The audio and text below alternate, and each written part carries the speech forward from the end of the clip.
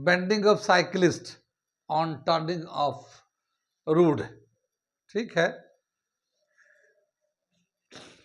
जैसे कोई साइकिल चलाता है तो सीधे रोड पे तो सही जाता है, नॉर्मल जाता है, लेकिन जब गली में टर्न करता है तो उसका बॉडी जो है ना ऑटोमेटिकली इनवर्ड डायरेक्शन में थोड़ा झुक जाता है। देखा होगा आपने, या जब चलाए होंगे साइकिल वाइकिल बचपन में तो महसूस किया होगा कि जब कभी गली में टर्न करना है, आप तेजी से जा रहे हैं तो थोड़ा बॉडी को ऐसे करके टर्न कर लेते हैं। बाइक, सिर्फ साइकिल ही नहीं, बाइक में भी करते हैं ना, तो बॉडी को थोड़ा तिरछा करते हैं। जहाँ पे गली में टर्न करना होगा, सर मतलब तेजी से रोड से गली में टर्न लेते हैं, तो वहाँ पे टर्निंग पे बॉडी थोड़ा सा इनवर्ड ऐसे बेंड कर लेते हैं हम लोग। ठीक है, साइकिल में तो बहुत कॉमन है, बाइक में भी होता है। ठीक है, तो ये जो बेंडिंग ऑफ साइकिलिस्ट है या बेंडिंग ऑफ बाइक ड्राइवर है, वो क्यों बेंड करता है और कैसे वो कंपोनेंट एक दूसरे को बैलेंस करते हैं, तो आज हम लोग इसी को देखेंगे हम लोग। ठीक है, बेंडिंग ऑफ साइकिलिस्ट। तो ये अब अगला टॉपिक हम लोग कंटिन्यू करने जा रहे हैं। वो दे रखा है बेंडिंग ऑफ साइकिलिस्ट। क्या बताया कि साइकिल का अब हम डायग्राम बनाने की कोशिश करते हैं, वैसे तो बनेगा नहीं मगर फिर भी कोशिश करते हैं, करने में क्या जाता है, मैं तो जबान से बोल ही रहा हूं मैं।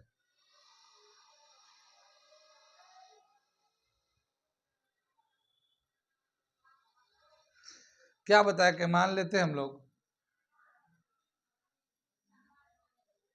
ये हमारा एक डायग्राम है और ये साइकिल का पहिया है ये। ठीक है ना, साइकिल का पहिया है और यहाँ पे जो जाके हैंडल है ये, हैंडल है ये। ठीक है ना, ये हैंडल है और यहाँ पे हैंडल के ऊपर जो है ऐसे, ये हम लोग ले लेते हैं। तो यहाँ पे जो बेंड किया, जैसे अगर नॉर्मल खड़ा चलता ना ऐसे साइकिल, अगर ये मान लो ये सीधा जाता तो सीधा आता, लेकिन जब ऐसे बेंड किया इसने, ऐसे आर्क लगा रहा है, तो ये इसके रेस्पेक्ट में इतना एंगल बेंड कर गया, थीटा एंगल यहाँ पे बेंड कर गया है, यहाँ पे ये थीटा एंगल बेंड कर रहा है। ठीक है ना, जब ये थीटा एंगल बेंड करेगा तो ये जो है हमारा, ये तो सीधा जो वेट होगा यहाँ पे m इंटू जी है, एक वेट है m इंटू जी है, तो एंगल है ये, यहाँ पे थीटा एंगल बनेगा ये। ठीक है, ये नॉर्मल रिएक्शन है और उसके रिस्पेक्ट में जो तिरछा हुआ है तो ये थीटा यहाँ बन रहा है, और ये बेस के रिस्पेक्ट में है तो ये आर जो है ना, नॉर्मल रिएक्शन भी तो एक फोर्स होता है, तो इसका एक कंपोनेंट ये नॉर्मल रिएक्शन का इधर बन जाएगा और एक कंपोनेंट आर साइन थीटा इधर बन जाएगा। कितनी बात समझ में, ये समझ में आया। जब भी कभी साइकिल को टर्न करते हैं तो ये हमारा सीधा था, हम लोगों ने इनवर्ट टर्न किया तो ये वर्टिकल के रिस्पेक्ट में है ये, जैसे ऐसे सीधा साइकिल चला रहे ऐसे सीधा है, और जब हमने इनवर्ट टर्न किया तो ये हम लोग की बॉडी ऐसे हो गया इस तरह से, तो जो सीधा जो लाइन है उसके हिसाब से कितना एंगल बनाया है, ये एंगल है ये। अब वहाँ पे जो हैंडल के पास है यहाँ पे कंपोनेंट बनाया गया है, तो ये तो नॉर्मल रिएक्शन था हमारा, और ये एंगल इसके बीच में बना, नॉर्मल रिएक्शन और इसके बीच में, वेट के बीच में, तो ये नॉर्मल रिएक्शन के दो कंपोनेंट बन गए। ये हो गया R cos theta, R sine theta. ये जो आर साइन थीटा है, चूंकि ये इनवर्ड लग रहा है, ऐसे कर रहे हैं ना, तो आर साइन थीटा अंदर की तरफ लग रहा है, तो आर साइन थीटा जो ना सेंट्रीपिटल फोर्स को बैलेंस करता है। किसको? R sine theta centripetal force को बैलेंस करता है, और आर कॉस थीटा जो ना वेट mg वेट को बैलेंस करता है। ठीक है, और उसके बाद हम लोग इसको ड्राइव कर रहे हैं, इसको सिंप्लीफाई कर रहे हैं। कितनी बात समझ में? When a cyclist take turn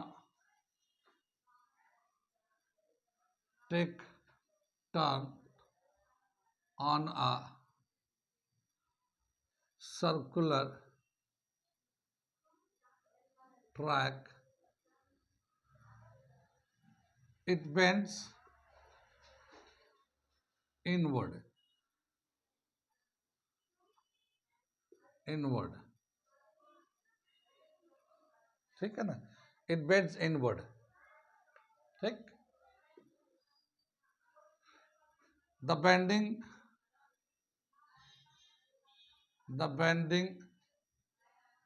and its weight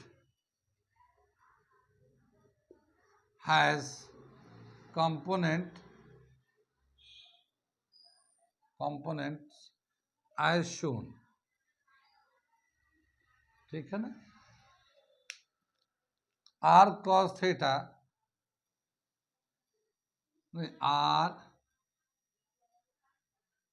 r sin theta balance the centripetal force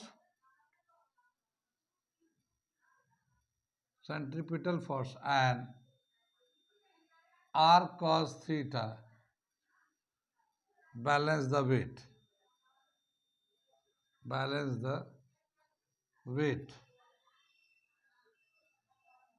of the body. So r sin theta is equal to mv square upon r, ये इक्वेशन 1 हो जाता है। ये सेंट्रीपिटल को balance करता है, r sin theta है mv square upon r, ये इसको बैलेंस कर देता है। और यहाँ पे जो है r cos थीटा ये mg sin को बैलेंस कर देता है। ये इस तरह से जब बॉडी बेंड करता है तो बेंड करने के बाद इसके जो कंपोनेंट बनते हैं, ये कंपोनेंट इस तरह से एक दूसरे को बैलेंस करते हैं। आ रही बात समझ में? ये इक्वेशन 1 है और वो इक्वेशन 2 है, इन दोनों को डिवाइड कर देते हैं, ठीक है ना। डिवाइडिंग इक्वेशन 1/2, तो ये हो जाएगा r sin theta upon r cos theta left hand में, और ये है mv square upon r upon mg, ये दे रखा है, ठीक है ना। r से r कैंसिल हो जाता है यहाँ पे, और ये m से m कैंसिल हो जाता है, ये ठीक है। इधर से थोड़ा सा मिटा दे रहे हम लोग।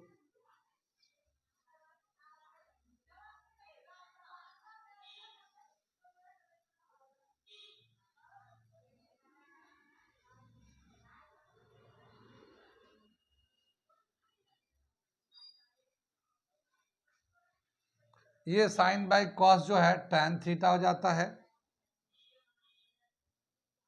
और ये जो है M V square upon R, नीचे जी है तो V square upon R G, ये हमारा रिलेशन आ जाता है, ठीक है।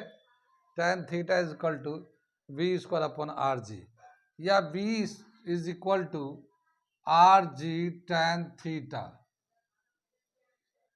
रूट में, ये आ जाता है वेलोसिटी।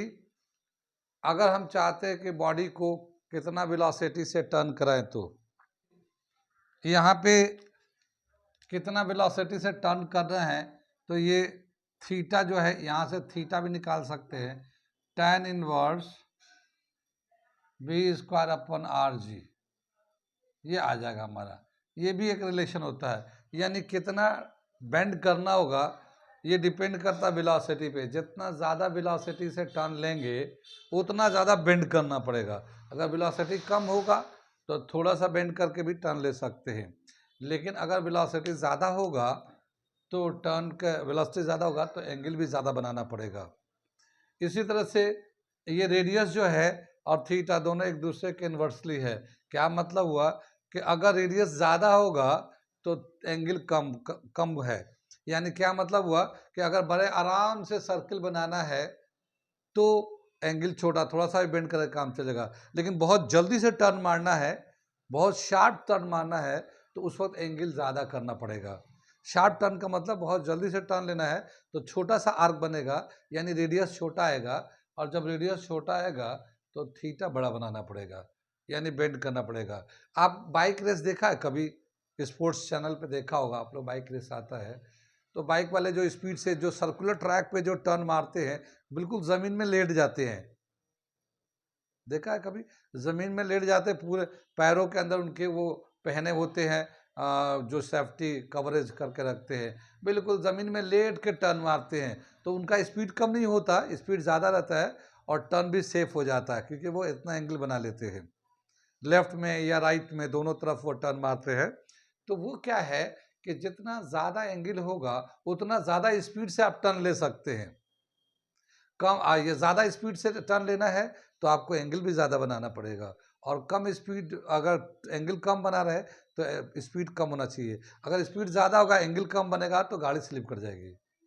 ठीक है, आप एक दिन जाके स्पोर्ट्स पे देख लीजिएगा, यानी कि बाइक का जो बाइक रेस जो होता है तो वो कैसे ज़मीन पे लेटते हैं, और क्या होता है कभी कभी स्किड भी कर जाता है बाइक वाइक, तो एक स्किड करता है तो कितने को ज़मीन पे उड़ा जाता है, दर दर दर दर कितने उड़ जाते हैं एक साथ।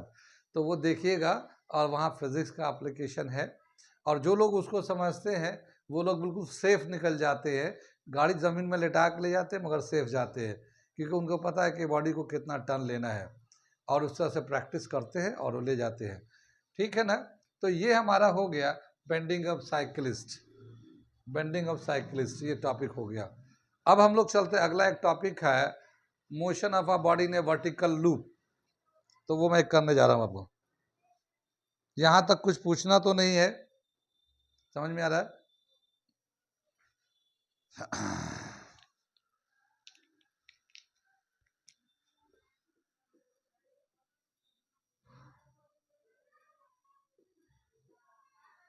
Motion of a body and vertical loop,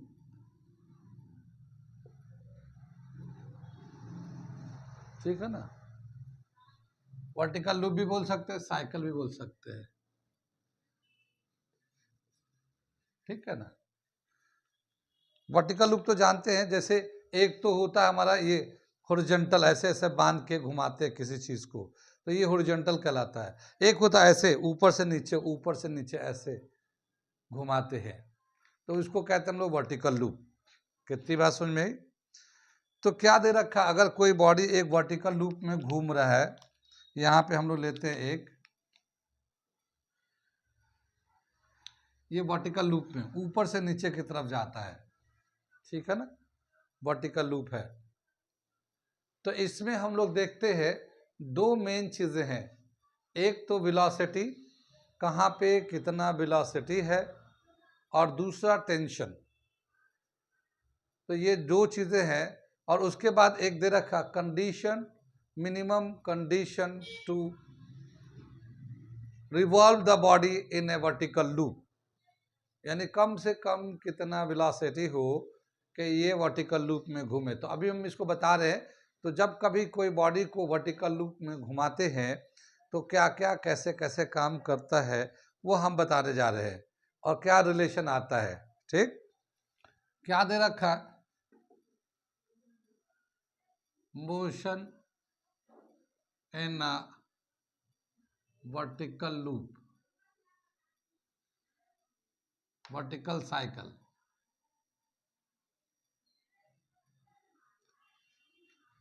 जैसे कोई बॉडी है, इस सर्किल में ऊपर से नीचे मूव करेगा, तो क्या होता है कि इसके वेलोसिटी जो है ना अलग अलग पोजीशन पे अलग अलग होता है, और इसके जो हाइट है उसका हाइट के बदलने की वजह से पोटेंशियल एनर्जी चेंज होते रहता है। ठीक है, तो इसके दो चीजें चेंज होती है, kinetic energy and potential energy.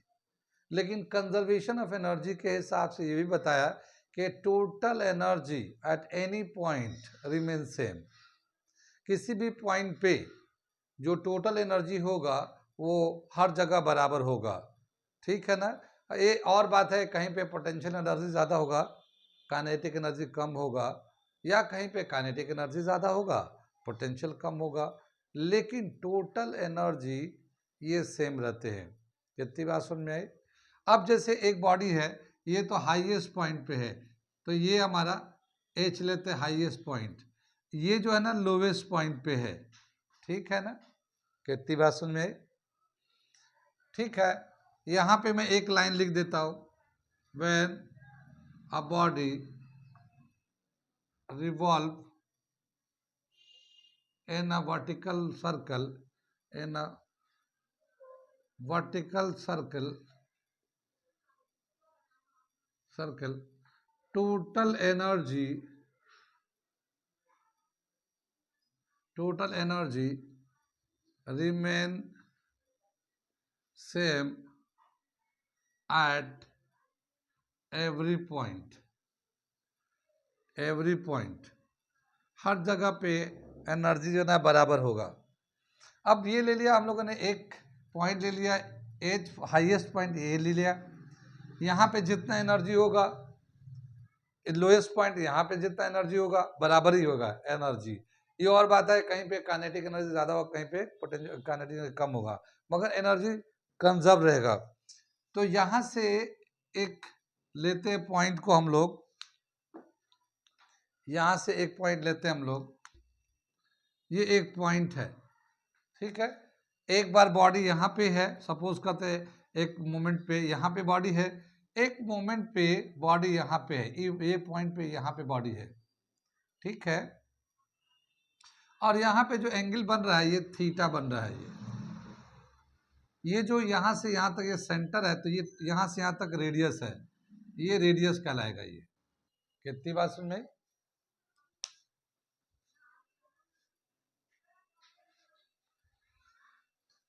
ठीक। अब क्या बताया कि यहाँ पे जो टोटल एनर्जी होगा, यहाँ P पे भी उतना ही टोटल एनर्जी रहेगा, क्योंकि कंजर्वेशन ऑफ एनर्जी के हिसाब से हर जगह एनर्जी बराबर होगा, खाली इंटरचेंजेबल होगा, यानी कि काइनेटिक पोटेंशियल में पोटेंशियल काइनेटिक में चेंज होता रहेगा, कहीं पे काइनेटिक ज़्यादा होगा, कहीं पे पोटेंशियल ज़्यादा होगा, इस तरह से होगा। अब क्या बताया कि अगर मान लेते हैं कि ये पॉइंट पे यहाँ पे जब बॉडी है, तो यहाँ पे एक टेंशन लग रहा होगा, इसके रोप पे ये टेंशन लग रहा होगा इनवर्ड। यहाँ पे मास है, तो इसका जो एक वेट है, इसके कंपोनेंट बनेंगे, एक तो mg यहाँ बनेगा, और ये जो है इसको हम लोग आगे की तरफ ऐसे बढ़ाएंगे, तो यहाँ पे ये एंगल बन जाएगा। ये कितनी बात सुन में? तो ये जो है ये आउटवर्ड डायरेक्शन में रहेगा, और इस थीटा के रिस्पेक्ट में ये बेस बनाएगा, और एक जो इसका कंपोनेंट बनेगा यहाँ पे बनेगा इधर की तरफ, ठीक है ना। ये एक इधर की तरफ कंपोनेंट बनेगा और ये इधर की तरफ बनेगा। यहाँ पे जो आउटवर्ड डायरेक्शन ये हो जाएगा, ये जो वेट है, वेट तो एक वेक्टर क्वांटिटी होता है, तो इसका जो एक कंपोनेंट होगा mg cos थीटा आ जाएगा ये, और ये जो कंपोनेंट होगा ये mg sin थीटा हो जाएगा ये, ठीक है ना। नहीं, ये तो बेस के, ये जो वेट है इसके रिस्पेक्ट में ये थीटा बनेगा, तो ये बेस कंपोनेंट बन जाएगा mg cos थीटा, और ये परपेंडिकुलर कंपोनेंट बन जाएगा mg sin थीटा, ठीक है। ये जो mg cos थीटा है ये टेंशन को बैलेंस कर रहा होगा, mg cos थीटा जो है ना, अगर बॉडी बैलेंस कर रहा है तो टेंशन को बैलेंस कर रहा होगा, या इन दोनों का जो फोर्स लग रहा है डिफरेंस जो होगा वो सेंट्रीपिटल फोर्स के बराबर होगा। Tension minus mg cos theta is equal to centripetal force. यहाँ पे ये जो बॉडी है, ये चूंकि ये मूव कर रहा है, सर्कुलर लूप में मूव कर रहा है, तो यहाँ पे इसकी जो वेलोसिटी होगी ये v मान लेते हैं, ठीक है। यहाँ पे जो वेलोसिटी है यहाँ u मान लेते हैं, लोएस्ट पॉइंट पे जो वेलोसिटी है ये u ले लेते हैं, और ये बॉडी जब मूव करते करते यहाँ पहुँचता है तो यहाँ पे मान लेते हैं ये इसकी वेलोसिटी v है। कितनी बात सुन में? यहाँ तक समझ में आ गया? ये जो है ये तो सबसे लोएस्ट पॉइंट पे है, अगर हम लोग यहाँ से परपेंडिकुलर ड्रॉ करते हैं, यहाँ से परपेंडिकुलर ड्रॉ करते हैं, तो ये जो है ना एज कहलाएगा, ये यहाँ से यहाँ तक जो हाइट है ये एज कहलाएगा, है ना। ये लोएस्ट पॉइंट पे है तो ये तो ग्राउंड लेवल पे आ गया। ये ऐसे चढ़ते चढ़ते जब यहाँ गया तो ये इतने हाइट पे पहुंच गया। पी को अगर पहले लाइन ड्रॉ करेंगे तो इतने हाइट पे पहुंच गया है। कितनी बात सुनिए। और यहाँ से जो देखेंगे हम लोग आर माइनस एच, यहाँ से यहाँ तक का लेंथ होगा। कितनी बात सुनिए। तो जब एक बॉडी जो है ना लोएस्ट पॉइंट पे था तो उस वक्त उसकी वेलोसिटी था u, ठीक, और इसका हाइट था 0। यहाँ पे हाइट जो होगा ना ये हाइट होगा 0 के बराबर होगा। अब जैसे ये बॉडी मूव करके सर्टेन हाइट तक जाता है P पॉइंट तक, तो यहाँ पे वेट का कंपोनेंट बनाते हैं। एक होता है mg cos थीटा जो बाहर की तरफ काम कर रहा है, और ये है mg sin थीटा जो इधर की तरफ काम कर रहा है कंपोनेंट। ये चूंकि बॉडी जा रहा है तो P पे एक वेलोसिटी होगा, P पॉइंट पे बॉडी की वेलोसिटी होगी, उसको हम लोग v वेलोसिटी दे देते हैं। P से एक परपेंडिकुलर ड्रॉ करते हैं रेडियस पे, तो ये जो है ना h हाइट हो जाता है, यहाँ से यहाँ तक h हाइट हो जाता है, और यहाँ से O से लेके यहाँ तक का r माइनस एच होता है। तो यहाँ पे इसका हम लोग लेवलिंग कर लेते हैं, m पॉइंट का नाम दे देते हैं, यहाँ पे पॉइंट m लगा देते हैं। ठीक है। अब हम लोग यहाँ पे पहले एक रिलेशन बनाते हैं वेलोसिटी का। क्या दे रखा है, इसको लिखने की जरूरत तो है नहीं,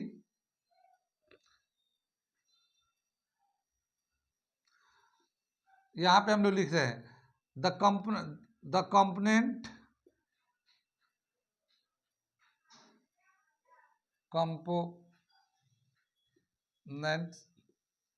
of weight mg has shown in the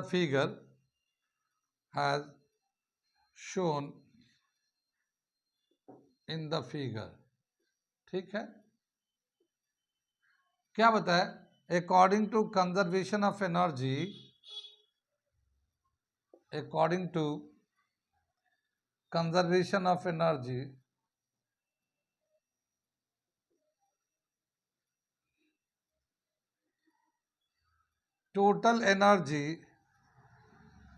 total potential energy plus kinetic energy, total energy at L should be equal to total energy kinetic energy plus potential energy at P should be equal।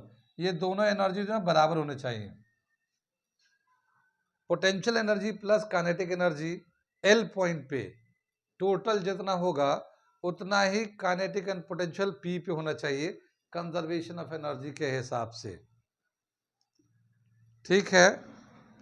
यहाँ पे जो दे रखा है, यहाँ पे जो lowest point है तो यहाँ पे तो हाइट इसके ना 0 है, इस सर्कुलर लूप के रेस्पेक्ट में इसके हाइट 0 है, तो पोटेंशियल एनर्जी तो 0 हो जाता है plus kinetic energy half m u square हो जाएगा। ये यहाँ पे L पे जो है, L के पास पोटेंशियल एनर्जी 0 सबसे लोएस्ट पॉइंट है, और काइनेटिक एनर्जी जो है हाफ m u स्क्वायर है। इसी तरह से यहाँ पे P पे जो काइनेटिक एनर्जी होगा हाफ m v स्क्वायर हो जाएगा, यहाँ पे वेलोसिटी v है, और potential energy m g h हो जाएगा। ये यहाँ से यहाँ तक हाइट इतना उठ गया ना, ये इतना हाइट पे चला गया, तो ये पोटेंशियल एनर्जी गेन किया है उसने। कितनी बात समझ में आई। अब क्या बताया कि ये जो है, इधर लिखता हूं मैं, half m u square is equal to half m v square plus m g h। m सब में है तो यहां से m कॉमन लेके कैंसिल कर दिया। बात समझ में आ रही है। यहाँ m है, यहाँ से m कॉमन लिया तो कैंसिल हो जाएगा, तो क्या बचेगा हमारे पास, half u square is equal to half v square plus g h. m दोनों तरफ से कैंसिल कर दिया। ठीक है। 2 से दोनों तरफ मल्टीप्लाई कर देते हैं। जब 2 से दोनों तरफ मल्टीप्लाई करेंगे तो u square is equal to v square 2gh। कितनी बात समझ में, 2 से मल्टीप्लाई किया, ब्रैकेट में दिखाना चाहे तो यहाँ पे हम लोग मल्टीप्लाई बाय 2 कर दिया, ऐसे दिखा दिया। ठीक है, वी स्क्वायर का फॉर्मूला अगर निकालना चाहते हैं तो V square is equal to U square minus 2GH, minus 2GH इधर चला आया, और v जो है velocity you square minus 2GH का रूट आ गया ये।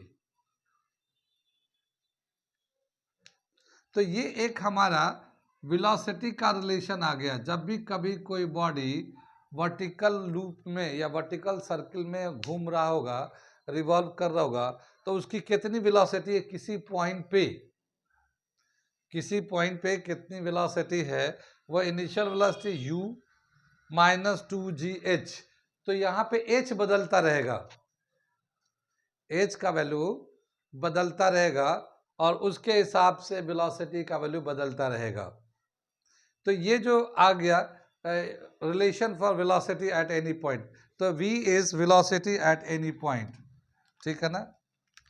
Here v is final velocity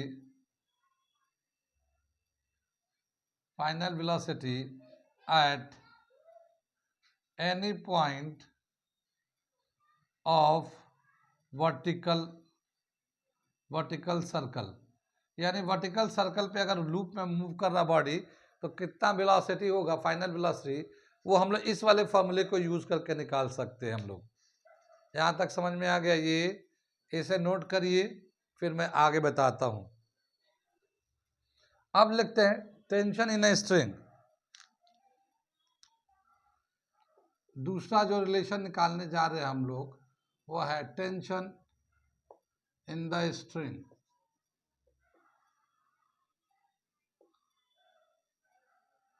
ठीक है ना, tension in the string, tension निकालने जा रहे हैं इसमें। अब क्या बताया कि यहाँ पे जो है टी टेंशन जो है इनवर्ड लग रहा है यहाँ पे, और इसके जस्ट अपोजिट में mg cos theta outward direction में लग रहा है। ठीक है ना, तो इन दोनों का टेंशन में से mg cos थीटा माइनस करेंगे तो जो फोर्स होगा वो इनवर्ड डायरेक्शन में होगा और वो सेंट्रीपिटल फोर्स के बराबर होगा।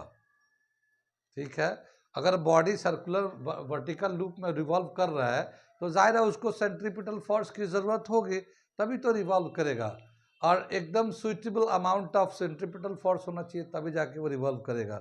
उससे कम नहीं होना चाहिए, उससे ज़्यादा हो ठीक है, स्पीड में रिवॉल्व करेगा, लेकिन कम होगा तो रिवॉल्व नहीं करेगा। तो टेंशन में से mg cos थीटा माइनस करेंगे तो वो सेंट्रीपिटल फोर्स के बराबर हो जाएगा। तो इसको लिखते हैं when the body is moving in vertical circle, then t minus mg cos theta is equal to mv square upon r, ये इसके बराबर होगा। टेंशन में से, इस टेंशन में से mg cos थीटा को माइनस कर दे तो जो बचेगा वो mv स्क्वायर अपन r के बराबर होना चाहिए, तभी जाके वो बॉडी जो है ना सर्कल में रिवॉल्व करेगा, वर्टिकल लूप में रिवॉल्व करेगा। इस mg cos थीटा को उधर ले जाते हैं हम लोग। ठीक है, तो क्या आ जाएगा, t is equal to mg cos theta plus mv square upon r।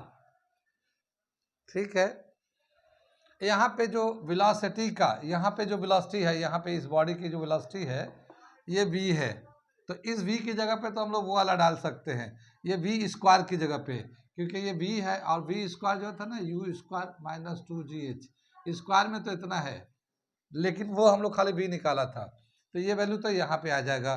तो क्या आ जाएगा, ये mg cos theta plus m अपॉन r, और v स्क्वायर की जगह पे लिख देते u स्क्वायर माइनस 2gh।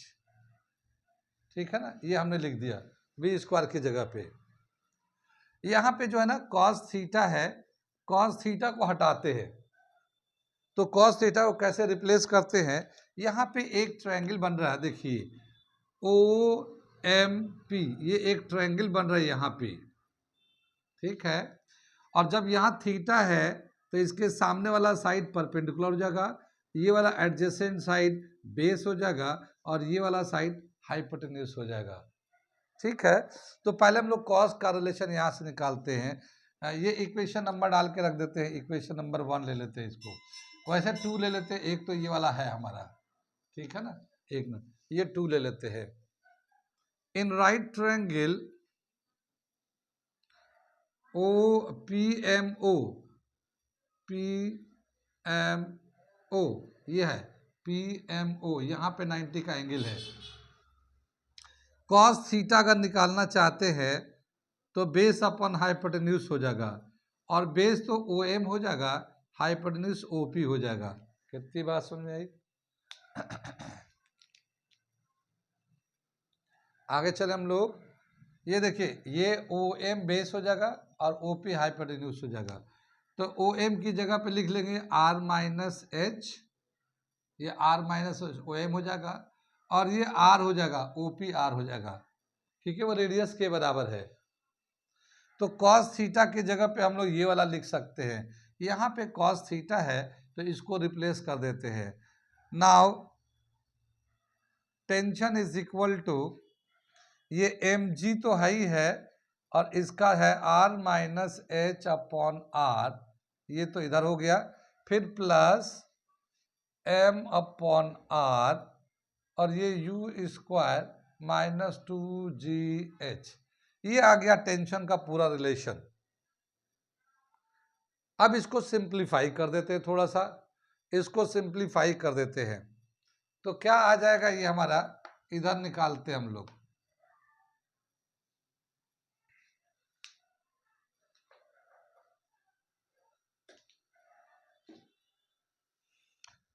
ये देखिए ये जो है ना M है और ये R है, तो ये R को यहाँ लिखा तो इसको MR तो यहाँ भी ले सकते हैं, MR ये भी है।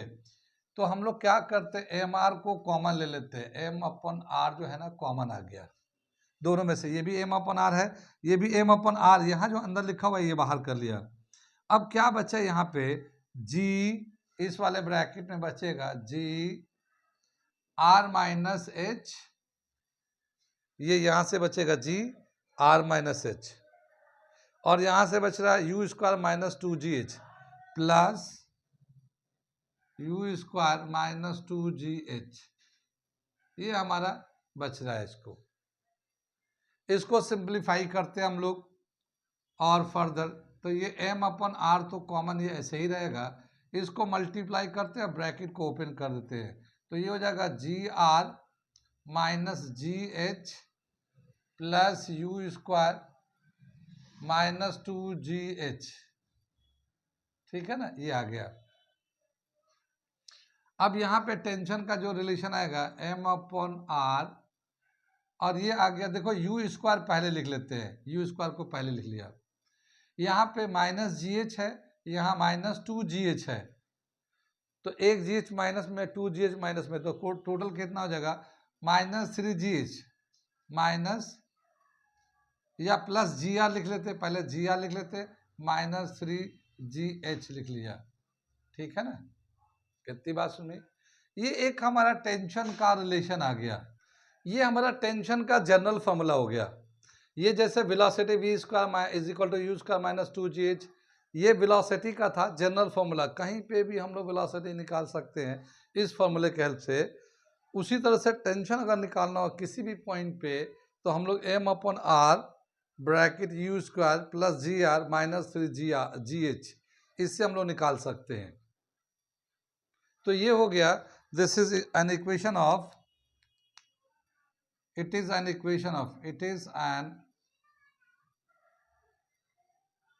equation of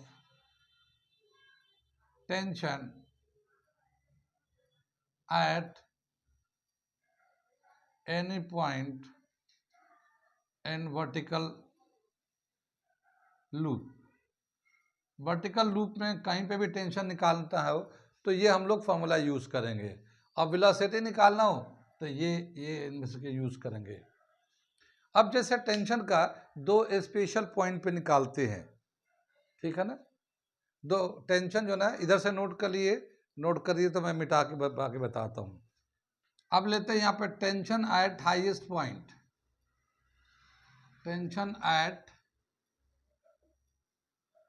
highest point H, यहाँ पे कितना टेंशन होगा, ठीक है। यहाँ पे एच जो है ना 2r के बराबर होगा। तो टेंशन का क्या रिलेशन निकालते हैं हम लोग, यहाँ पे टेंशन जो है T is equal to M upon R, general जो दे रखा है U square plus G R minus, यहाँ पे देखिए ये 3GH है ना, ये 3GH, तो ये हाइट है। ये हाइट कहाँ से ले रहे हैं हम लोग, लोवेस्ट पॉइंट से। तो लोवेस्ट से हाईएस्ट तक, यहाँ तक जाने के लिए जो हाइट होगा वो 2 रेडियस के बराबर होगा। लोवेस्ट से हाईएस्ट पॉइंट पे जाने के लिए एच का जो वैल्यू होगा ट्वाइस ऑफ रेडियस के बराबर होगा। तो यहाँ पे 3G तो है ही है, और ये एच हटा के 2R लिख दिया। ये यहाँ पे H is equal to 2R के बराबर है हाईएस्ट पॉइंट पे, ये दिखा रहे हम लोग, ठीक है ना। यहाँ से अब दे रखा T is equal to M upon R U square plus G R, और ये देखो 2 3 6 जी आर, ये प्लस जी आर, ये माइनस 6GR, तो माइनस के 5GR बचेंगे। तो T is equal to M upon R U square minus 5GR, ठीक है ना। ये यू स्क्वायर माइनस 5GR, ये हमारा टेंशन एट हाईएस्ट पॉइंट पे हो गया। ये TH ले लेते हैं, कितनी बात समझ में। इसको हम लोग इक्वेशन नंबर 3 ले लेते हैं अपने हिसाब से, ठीक है। अब टेंशन एट लोएस्ट पॉइंट ले लेते हैं,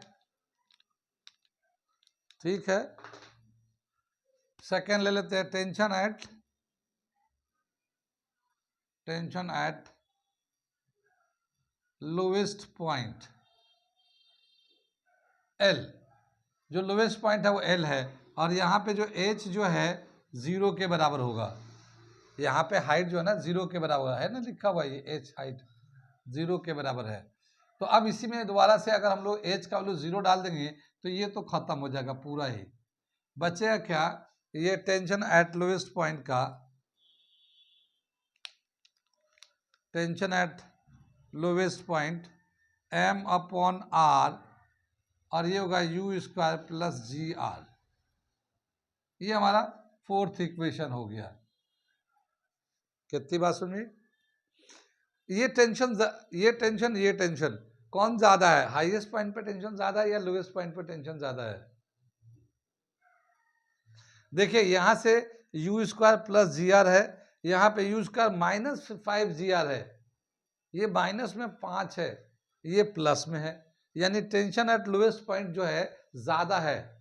लोएस्ट पॉइंट पे टेंशन ज्यादा, हाईएस्ट पॉइंट पे टेंशन कम है।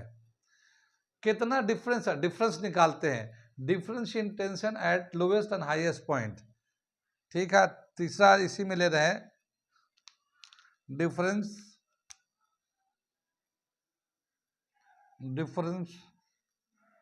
In tension eight lowest and highest point, यानी लोएस्ट पॉइंट पे कितना टेंशन है और हाईएस्ट पॉइंट पे कितना टेंशन है, इसको हम लोग कितना डिफरेंस आएगा इसको निकालने जा रहे हैं।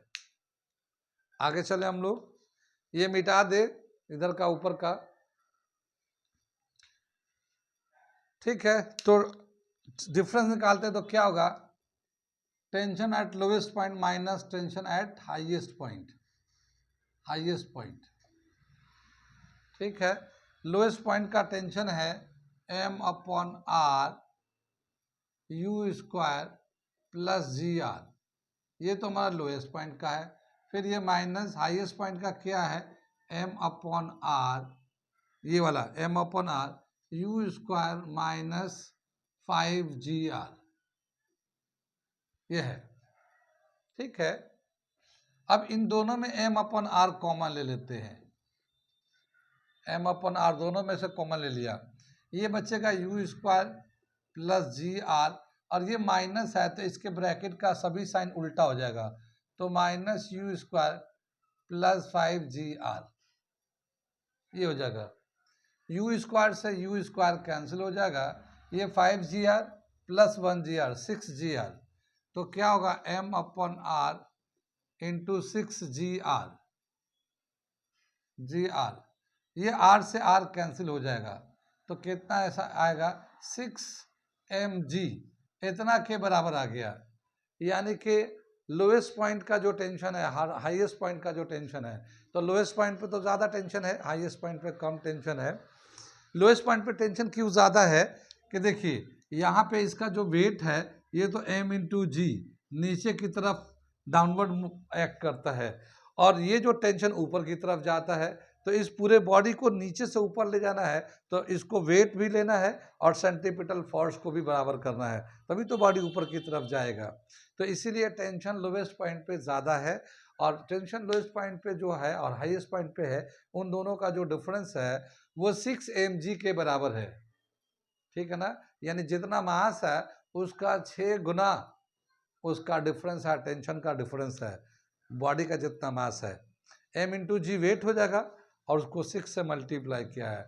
So difference of lowest and highest tension eight lowest and highest point is 6 times weight of the body. मैं इसको लिख रहा हूँ, यहाँ पे कुछ पूछना तो नहीं है, ठीक है, नोट कर लीजिए। लिखते हैं the difference in tension, the difference in tension at lowest and highest point is 6 times of weight, 6 times of weight of the body, ठीक है ना। इसके बॉडी के वेट का 6 टाइम होता है टेंशन का, ठीक है। आगे चलते हम लोग, आगे क्या दे रखा है, इस वाले फॉर्मूले से टेंशन कहीं का भी निकाल सकते हैं। ये जो T equal to M upon R U square plus G R minus 3GH, तो H का वैल्यू आ जाएगा।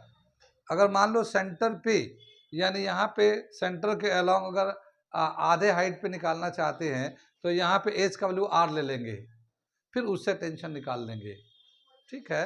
तो टेंशन किसी भी पॉइंट का निकाल सकते हैं, H का वैल्यू खाली आपको मिलता रहेगा और टेंशन निकल जाएगा उसका, ठीक है।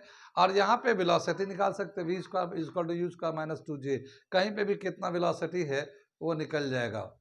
वहाँ पे सिर्फ एच का वैल्यू, इसमें भी एच का वैल्यू मिलता रहेगा, इसमें एच का वैल्यू डालेंगे वेलोसिटी निकलता रहेगा, ठीक है। अब क्या दे रखा है यहाँ पे, minimum velocity at highest point so that the body will move vertically on vertical loop without Slaking the loop, without Slaking the rope. क्या मतलब हुआ कि जैसे ऐसे हम लोग घुमाते हैं ऐसे ऐसे, तो ऊपर जाता है ना, तो कोई भी चीज उल्टा हो जाता है। जैसे मान लो एक बकेट है और बकेट में पानी भरा हुआ है, तो बकेट को अगर ऐसे घुमाएंगे ऊपर में रस्सी बांध के, तो बकेट बिल्कुल उल्टा हो जाएगा, पानी से भरा हुआ मगर गिरेगा नहीं, गिरेगा नहीं। क्यों? क्योंकि उस पर सेंट्रीफ्यूगल, जितना सेंट्रीपिटल फोर्स होता है उतना सेंट्रीफ्यूगल भी लगता है, तो उससे गिरेगा नहीं। लेकिन अगर वेलोसिटी कम हुआ तो फिर पानी छलकेगा, गिरेगा। तो कितना मिनिमम वेलोसिटी होना चाहिए हाईएस्ट पॉइंट पे कि पानी गिरे नहीं, या रोप स्लैक नहीं करे, जिस रोप से उसको घुमा रहे वो रोप जो है ना बिल्कुल सीधा रहे, बेंड नहीं करे, स्लैक नहीं करे, ठीक है ना। तो ये टॉपिक करने जाए, minimum velocity at the highest point so that the rope will not slack eight the highest point.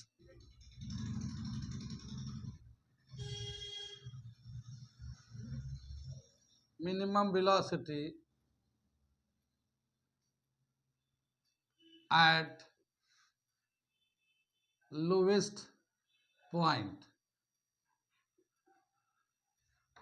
so that the loop will not slack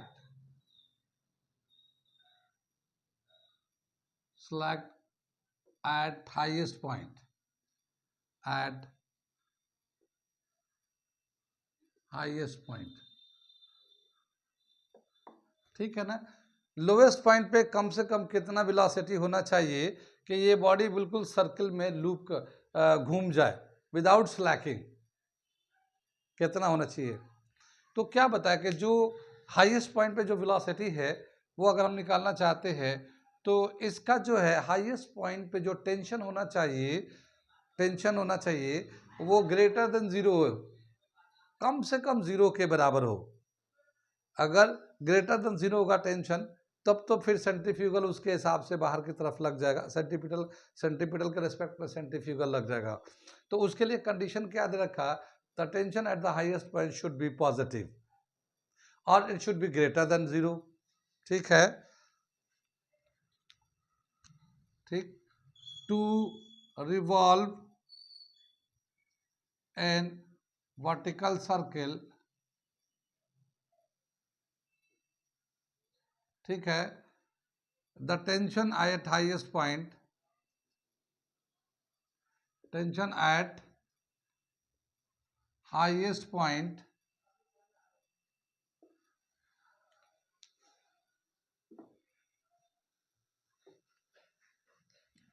should be positive or tension at highest point is greater than equal to zero, ठीक है। Tension at highest point पे क्या formula था, m/r u square -5gr था ना, ये must be greater than equal to zero. ये जो mr है उधर ले जाएंगे तो वो जीरो से जीरो हो जाएगा, तो u square -5gr must be greater than equal to zero, ठीक है। या फिर u square is equal to, ये इसको कम से कम जो बराबर कर देंगे तो 5gr के बराबर होना चाहिए, ठीक है ना। u square is equal to 5gr, या फिर u जो होना चाहिए √5gr के बराबर हो। कितनी बात समझ में आई, यानी जो लोएस्ट पॉइंट पे वेलोसिटी होना चाहिए वो √5gr, जी तो जी होता r रेडियस है, ठीक है ना, तो √5gr के बराबर होगा तो वो बॉडी जो है सर्कुलर लूप में रिवॉल्व कर जाएगा। कम से कम इतना वेलोसिटी होना चाहिए लोएस्ट पॉइंट पे। कितनी बात समझ में आई। आज यहीं पे रहने से हम लोग कंटिन्यू करेंगे, थोड़े से चीज़ है उसे मैं अगले क्लास में बताकर और 2-3 न्यूमेरिकल कराकर ये टॉपिक कंप्लीट हो जाएगा। तो आज यहीं पे रहने से हम लोग कंटिन्यू करेंगे उसको।